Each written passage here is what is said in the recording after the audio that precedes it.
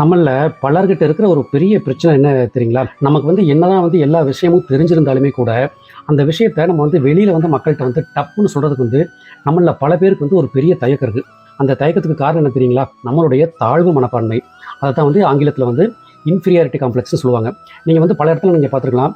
விஷயமே தெரியலினாலும் வெறும் வாயை மட்டும் வச்சு வெற்றி பெற்றவங்க வாழ்க்கையில நிறைய பேர் இருக்காங்க. விஷயமே தெரியலினாலும் தைரியமா வெளியில பேசுற அளவுக்கு உண்டான அவங்களுக்கு அந்த ஒரு மனதைரியம் இருக்குது இல்லைங்களா? அதுதான் அந்த மனதைரியம் தான் அவங்களுக்கு அதிகப்படியான தன்னம்பிக்கையை கொடுக்குது. ஆனா பலர் எல்லா விஷயமும் தெரிஞ்சிருந்தோம் வெளியில பேசுறதுக்கு தயக்கத்தோட அணுகி நம்ம இந்த மாதிரி ஒரு கருத்தை வெளியில சொன்னா நம்மளை என்ன நினைப்பாங்க, நம்ம இந்த மாதிரி பேசுறப்போ நமக்கு அந்த விஷயத்தை பத்தி எந்த ஒரு அறிவுமே கிடையாது, எந்த ஒரு ஞானமே கிடையாது அப்படின்னு நம்மளை தப்பா நினைச்சுப்பாங்க. அப்படிங்கிற ஒரு மனநிலையிலேயே பல நேரங்களில் நமக்கு எல்லா திறமைகள் இருந்தாலுமே கூட அதை சரியான நேரத்தில் நம்ம வெளியில கொண்டு வரதில்ல.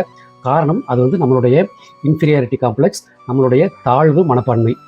உங்ககிட்ட எப்போ அந்த தாழ்வு மனப்பான்மையை நீங்கள் தூக்கி வீசுறீங்களோ, எப்போ அந்த இன்ஃபீரியாரிட்டி காம்ப்ளெக்ஸ் அப்படிங்கிற ஒரு முக்கியமான ஒரு நோய் உங்களை விட்டு போகுதோ, அப்போ தான் நீங்கள் வாழ்க்கையில் தைரியமாக எல்லா முடிவுகளையும் எடுக்க முடியும். நீங்கள் அப்போ தான் பல நபர்கள் கூட நீங்கள் பழகிறதுக்கு உண்டான ஒரு வாய்ப்பு கிடைக்கும்.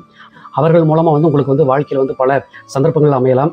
ஆக உங்களுக்குள்ளே இருக்கிற அந்த தாழ்வு மனப்பான்மையை நீங்கள் எப்போ தூக்கி வீசுறீங்களோ, அப்போ தான் உங்களுக்கு உண்டான வாழ்க்கையில் உங்களுக்கு உண்டான வாய்ப்புகள் உங்களை தேடி வரும். ஒன்றை மட்டும் மறந்துடாதீங்க, உங்களுக்கு நீங்கள் தான் ஹீரோ அப்படிங்கிற மனநிலை என்றைக்கு உங்களுக்கு வருதோ, அன்றைக்கு தான் நீங்கள் அந்த இன்ஃபீரியாரிட்டி காம்ப்ளெக்ஸ்லேருந்து தாழ்வு மனப்பான்மையிலிருந்து நீங்கள் வெளியில் வந்துட்டீங்க அப்படின்னு அர்த்தம். எல்லா விஷயமும் தெரிஞ்சிருந்தால் மட்டும் பத்தாதுங்க, அதை சரியான நேரத்தில் சரியான இடத்துல பயன்படுத்தணும். அதை பயன்படுத்த தெரியல அப்படின்னா வாழ்க்கையில் பல தோல்விகளை நம்ம சந்திக்க நேரிடும். தைரியமாக போயிட்டே இருங்க, பல வெற்றிகள் உங்கள் வசப்படும்.